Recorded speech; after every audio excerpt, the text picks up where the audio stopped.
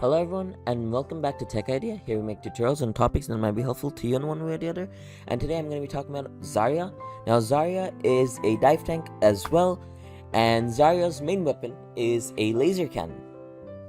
And now that laser cannon has an alternative fire mode which can be used as a grenade launcher, but it's going to take a bit of time and it does the same amount of damage.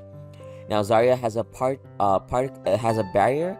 Now this barrier will give you protection around 200 HP, and this barrier will also give your allies protection if you want to use it for them. Now this barrier has a useful ability.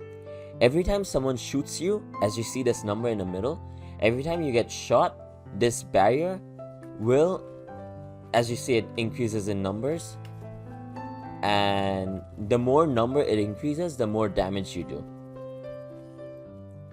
Obviously in the range I can't show this to you properly, but yeah. And this is the grenade launcher.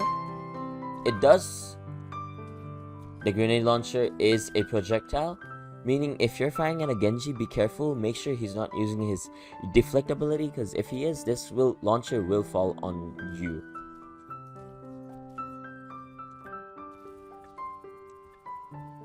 Now that's honestly about it.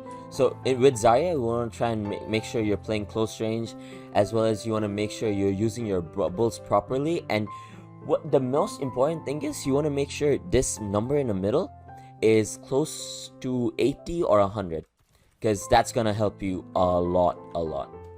Now this is what the gravitational surge is. The ultimate pulls everyone close and they do take a bit of damage. Now ZARYA's ultimate should be used in harmony with someone else's ultimate. For example, Genji's Dragon Blade or Hanzo's ultimate, something like that does a lot of damage. If you use it properly like that, you can ultimately get a team kill. Now as you see, ZARYA's grenade launcher does a bit of knockback, but you know, they're not gonna stand there, so they're most probably just gonna come forward. Now if you nade yourself, you will take self damage, so make sure you don't do that. But you can do nade jumps. It's not gonna be the best, but yeah, normally if I try to jump there, I wouldn't reach it. But if I'm over here, wait, my bad, as you see, I'm at least hitting that barrier. So depending on how high you want to go, this might actually be viable. So that's about it for ZARYA. So I hope you guys found this video helpful.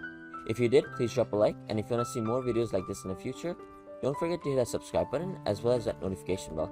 Thank you so much for watching. Bye bye.